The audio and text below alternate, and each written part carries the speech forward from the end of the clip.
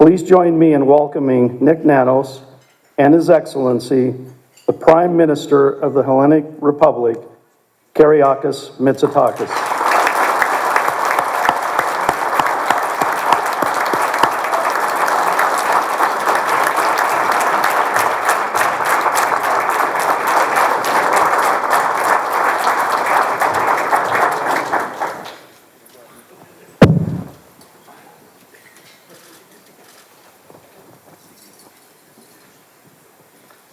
Well, Prime Minister, welcome to Canada. I'd just like to say you've got it all. You know, you got a snowstorm, right? Which is very apropos for Canada. And two lovely sunny days. Yeah, and 2 lovely sunny days. I don't know how many seasons we'll be able to provide you with while you're here, but also, more importantly, a very warm welcome from the people of Canada and the Greek diaspora.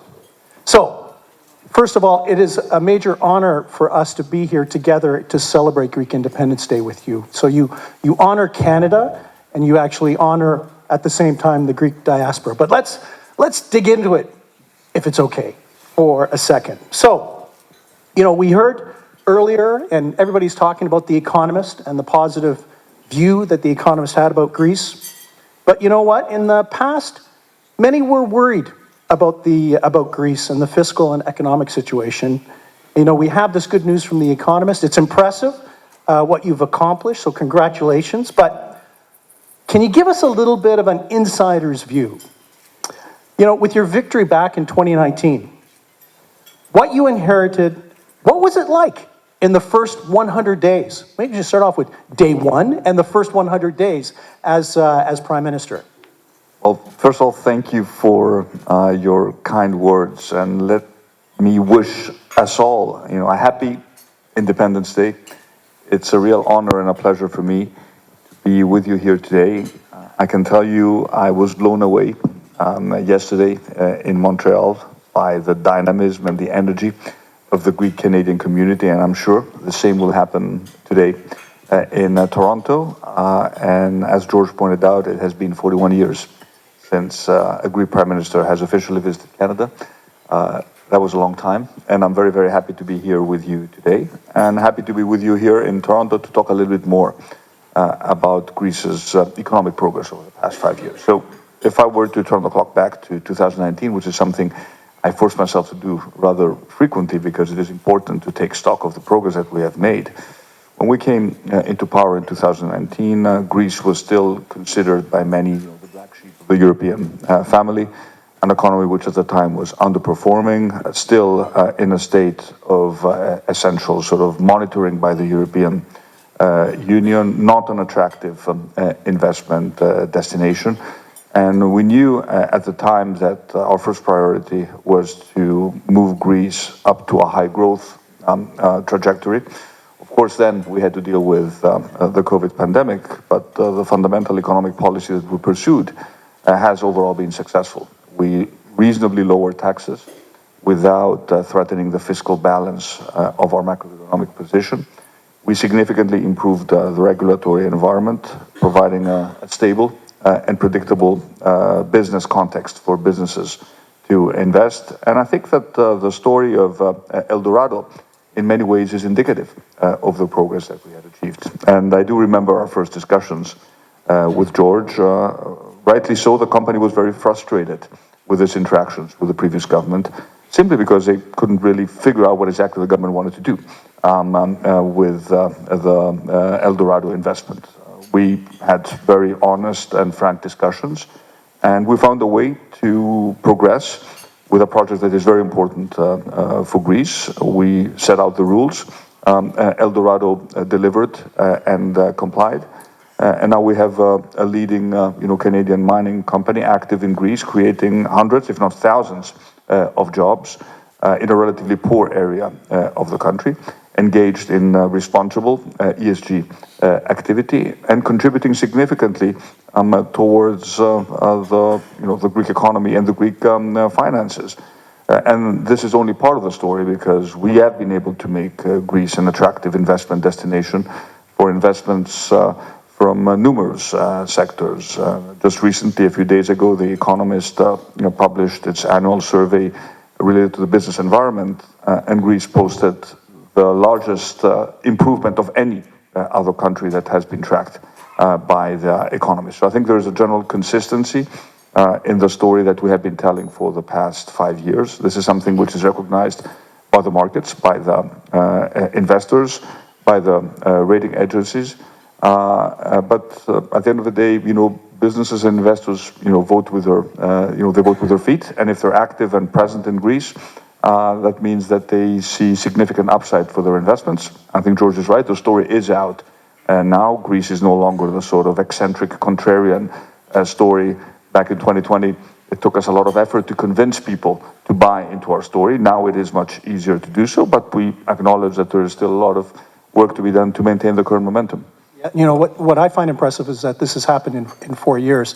The interesting thing for this crowd here, and in this crowd we have Canada's top business leaders and top investors, and they're interested in hearing the story about Greece. But one thing I'd like to add, when you talked about the biggest improvement in terms of the environment, governments create the environment. Entrepreneurs create prosperity.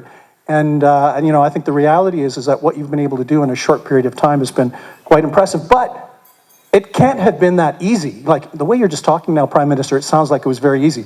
I became Prime Minister, we started turning things around. It's just so wonderful. But was there a turning point for you and your colleagues? I know you had the vision and you're leading the government, but was there a turning point where you said, hey, things are going to start to change perhaps sooner than we expect?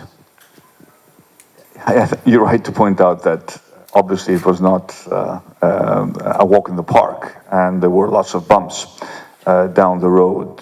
But what I can tell you is that I'm lucky enough to have been able to build a very good team around me. And the fact, I think, that we had an absolute majority in Parliament, both in 2019 and in 2023, made our lives much easier. Why am I saying this? If you just look at the European environment now, you will realize that, as you pointed out, of course, the political landscape to a great extent determines the economic environment. And there are not that many strong governments with a strong mandate to actually implement reforms. For example, look at a country such as Portugal, which has done well. There has been a change in government now, but you actually have, you may have a minority government in power. And of course, that makes implementing your agenda that much more difficult. But if I were to point out to one moment where I really thought that things may actually turn around and that our story resonates, I would go back to a meeting I had in Davos in January 2020, right before the pandemic. That was the time I first met with Microsoft. And at the time, we managed to convince them to make a big investment in data centers in Greece. They were the first to actually do so. And at the time I thought, well, if we can convince Microsoft to actually do this, maybe others will follow. And others did follow. So I think that was a moment where I felt that at least when it comes to making our case to important international investors, at least people were willing to listen to what we had to say. Of course, then we had to deal with the pandemic, where we spent a lot of money, as most governments, all governments did, but I think we did it in a smart way in order to make sure that we actually save jobs and lay the groundwork for the post-pandemic recovery.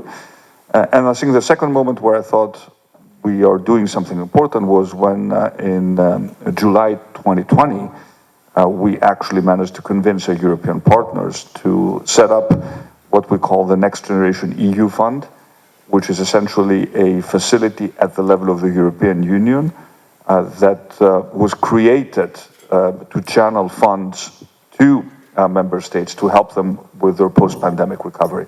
For Greece, this means an additional 36 billion euros of grants and low-interest loans. So it was a significant additional boost in terms of providing European money to complement the private investments that were already taking place in Greece. So these are two moments where I thought that, well, maybe we are indeed moving in the right direction. And of course, probably the most important moment was our second electoral victory. Because sometimes it's easy to win the first election. Winning the second election as an incumbent in this environment is not easy. So when actually a group of people gave us a second resounding majority in what was essentially a double election, then I was certain that I had convinced the most important constituency, which is at the end of the day our people, that we were delivering on our promises and that they placed their trust in us to continue for 4 more years. So, it's interesting. I always feel that CEOs and citizens are the same. They want stability so that they can make decisions, so that their families can be strong, so their enterprises can be strong. But let's talk about the Greek brand writ large now. There's been a lot of excitement. We've talked about that. Everybody knows that Greece is a beautiful place to visit. We know that Greeks are welcoming people, but now part of the new brand or the emerging brand has to do with Greece as an emerging economic powerhouse in southeastern Europe. And think of, for all the folks that are here, the business leaders and investors that are here and thinking about where to put their money and where to focus on future opportunities, the value proposition for investing in Greece? First of all, the economy is growing and I think will continue to grow at a significantly faster pace than the Eurozone average. So you're investing in a high growth economy with a stable macroeconomic perspective. If you look at our debt to GDP ratio, it is declining at the fastest pace of any OECD country. So there is no longer a country risk associated with what went wrong 10 years ago. We've left the years of the financial crisis behind us for good.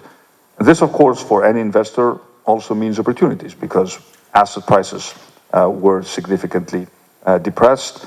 The Greek economy is a relatively well-diversified economy with certain sectors where we can afford to say that we're global leaders. For example, tourism and hospitality is attracting significant investment as we move our tourism product upmarket. Renewables, we are producing 50% of our electricity just from wind and solar. We're one of the leading countries in the world when it comes to these types of renewables. Greece is a logistics center, a natural entry point for trade from the east towards the west or from the west towards the east. Greece has the leading economy in the broader region of the Balkans and Eastern Europe.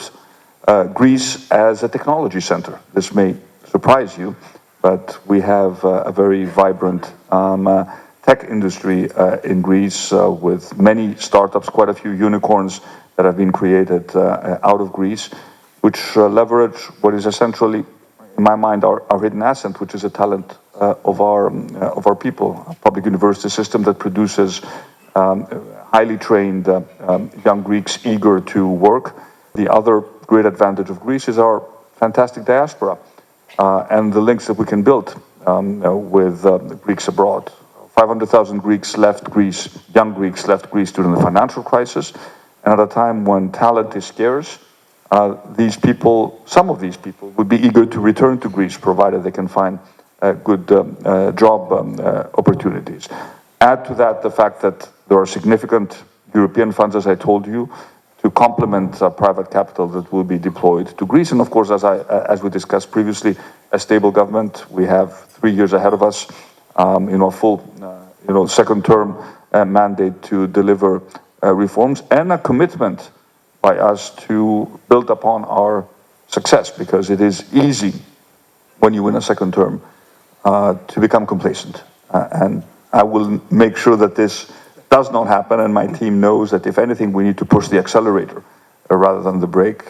I don't take anything that we have achieved for granted, and I've always believed that you need at least 2 terms in order to make sure that the country has turned the corner for good. I think we could talk a lot about the value proposition. You talk about the opportunity, the stability, the diversity of the economy. So let's shift gears for a second and let's talk about Canada and Greece, 2 nations, the partnership between those 2 countries. I know you've been in discussions and met with Prime Minister Trudeau. What would you like to see happen when it comes to strengthening the future friendship and the economic partnership between Greece and Canada? I've had very productive meetings with Prime Minister Trudeau, Greece and Canada are two liberal democracies. We share the same values. We are sitting on the same side of the fence when it comes to the big geopolitical challenges of our day, from Ukraine to Gaza. We're both struggling with issues related to climate change, both on the mitigation but also on the adaptation front.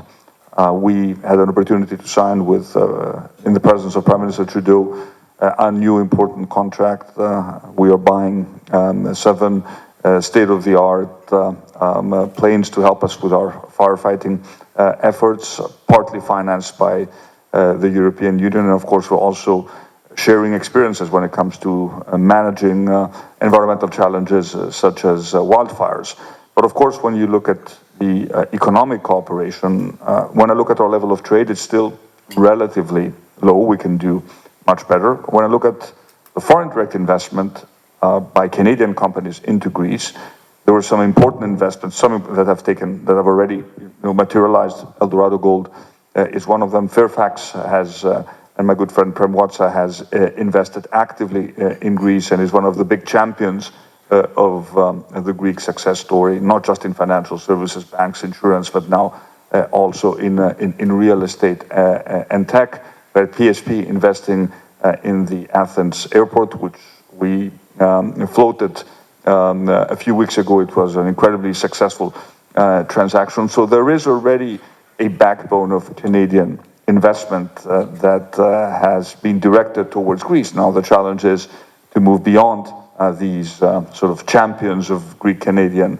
economic ties into a new generation of investors who could take advantage of the significant opportunities that Greece has to offer. But it goes both ways, because we also have Greek companies now, for example, the Mytilineos Group, which plans to invest more than €1 billion in the biggest PV installation in Alberta. This means that we are also leveraging our know-how in order to invest in Canada and sort of complement the green transition of Canada by making sure that you also add renewables, which you will definitely need in your energy mix in the future. Yeah, so you've talked about investment opportunities, you've talked about state-to-state partnership and those types of opportunities. You mentioned the Greek diaspora. If you had a call to action for the Greek diaspora in Canada, what would it be? Here you go, you got the message. Well, what are you thinking?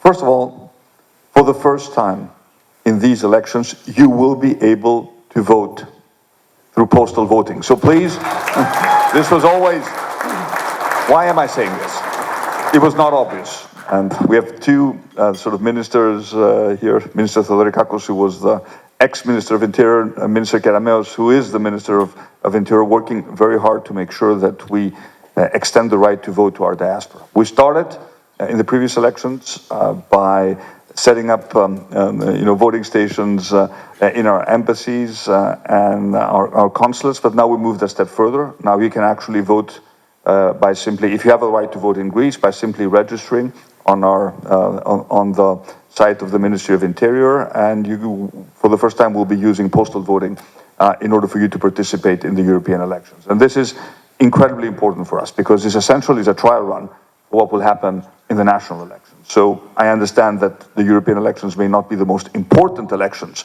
for you to participate, but we need a high number of participation in order to convince those skeptics back in the Greek parliament that we actually need to extend the same, not just the same right, but offer the same flexibility when it comes to the national elections. So please participate in the elections. It is important. There will also be, candidates representing the Greek Canadian community. And the European elections are important, because what happens in Europe matters for Greece. It also matters for Canada, because Europe and Canada are partners. And we're not just talking here about, our free trade agreements. We are partners when it comes to facing all the big challenges of today. And there are quite a few of those that we need to address. Yeah, exactly. When we talk about the geopolitical situation, you think of things about the war in Ukraine with Russia, think about what's happening in the Middle East. We think about people, and you know what? Canadians and people in Greece worried about energy costs, worry about the cost of food. Not an easy time for anyone. Let's do a little bit of a finer point on the impact from a trade and supply chain perspective of how the conflict in the Ukraine is rewiring basically our global economy. And I'd like you to talk a little bit, because one of the most interesting, exciting things that I've heard about is the India, Middle East, European corridor. Tell me about what the vision is, or share with the group what the vision is for that and what it means for Greece, because I think this is at the heart of where Greece is probably going to go. First of all, obviously the war in Ukraine has changed many things on the European continent. Europe, certain economies in Europe in particular, were for a long time incredibly dependent on cheap Russian gas. This has changed, and I think it has changed for good, which means now we need to be more dependent in the short to medium term on imported LNG. And Greece has an important role to play because we are the natural entry point for LNG, not just for Greece, but also for the Balkans. We're actually sending gas to Ukraine as we speak. So we're using the old sort of Russian pipelines, reversing their flow and sending gas from the south to the north. So this means that Greece has an important geopolitical role to play as an energy security provider for the broader region. But when you look at the way trade flows will shift over the next years, over the next decades, what you described, the India, Middle East, Europe corridor, is for me an incredibly visionary strategic project. Because if you look at India's position as a growing powerhouse, as probably the third largest economy by 2030, an alternative sort of provider of goods and services to China, how are the Indian goods going to find their way into the European market? Well, you just have to look at the map to understand that this alternative corridor, which essentially is also bypassing Suez and the Red Sea, its endpoint is Greece, is continental Greece. So our ports, our railroad networks, our logistics centers will have a very important role to play. And right now we see tremendous interest in investment in logistics in Greece, and it makes a lot of sense because we have the infrastructure, we have the port, we're investing in our trains. So especially if you look at the area around the Piraeus port, this is becoming a world-class leading logistics center. Of course, this is a long-term project, but if one believes in the potential of India, as I do, when I look at the growth of the Indian economy and its dynamism, and the fact that India will have, I think, a strong partnership with Europe, one can understand why Greece's role in that sort of emerging mega trade partnership is going to be so important. You know, if I may, Prime Minister, it sounds like you're drawing a new map where Greece is right at the very center of the world when it comes to the intersection of Canada, India, Asia. Well, the Oracle in Delphi had made that case 2,500 years ago. So there we go.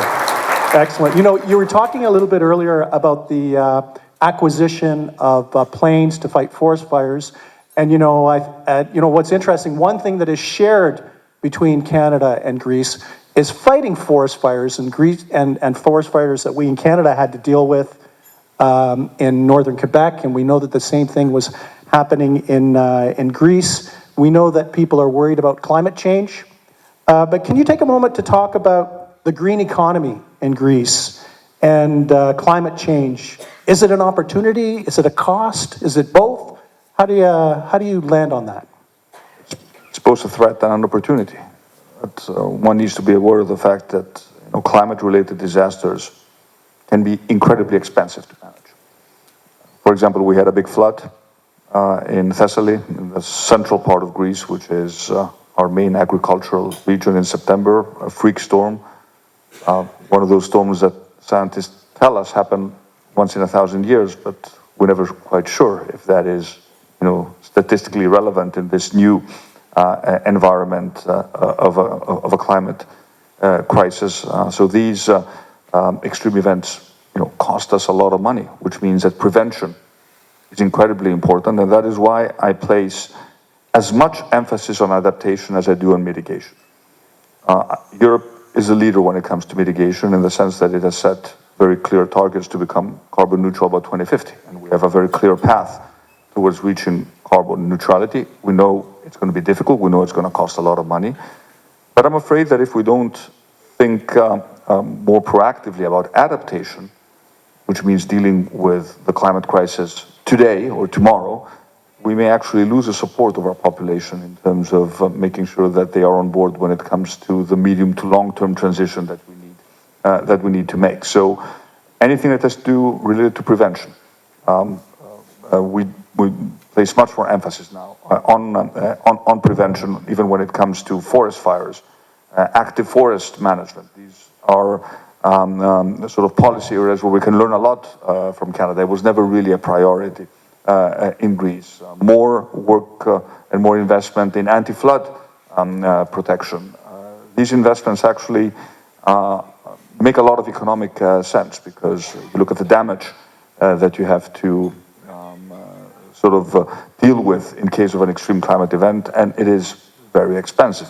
Issues such as insuring against climate disasters, also a big topic for the global financial industry. For example, we are now in the process of rethinking the way our farmers insure themselves against agricultural damages.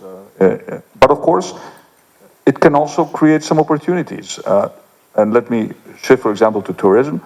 One of our main challenges in Greece is to extend the season. And we don't necessarily want people to come to Greece in July and August, where it's going to be crowded and maybe very hot. And we're trying to market Greece as a year-round destination. And as you know, the pattern of people, how they travel actually change, we see that this is actually happening. So our season starts in March in many places, can end in October or November. We want to make sure that flights from Canada to Greece or from Greece to Canada are available year-round, because right now, unfortunately, they're not. That's something we need to work on. But climate change is also going to have an impact when it comes to our tourist product, and we need to be aware that this is a reality that we need to manage.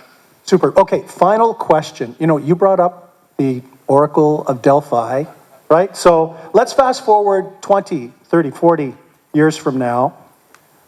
You, as Prime Minister, you have successfully served your country, and you're retired. I don't know if your wife can believe that, but you are retired. Now, reflecting on your vision for Greece, what's the Greece that you want your grandchildren and great-grandchildren to inherit? It's the first time someone puts this question to me, but it's an interesting one, especially the 30 to 40 year.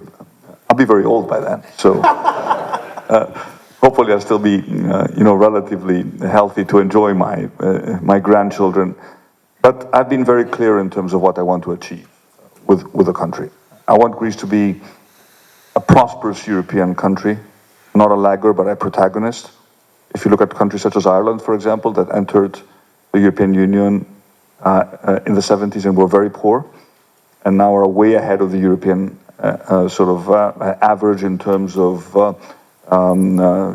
per capita GDP. I want Greece to be one of those countries that has actually made this great leap forward. But I want to make sure that the growth we develop has very specific characteristics, that it's sustainable. We focus a lot on the protection of the environment, which in our case is absolutely critical for our main industry, which is tourism. It's inconceivable to think about any other way to develop tourism, but to focus on sustainable tourism. And I want to make sure that we address what I think is the fundamental problem of liberal democracies today, which is income inequality.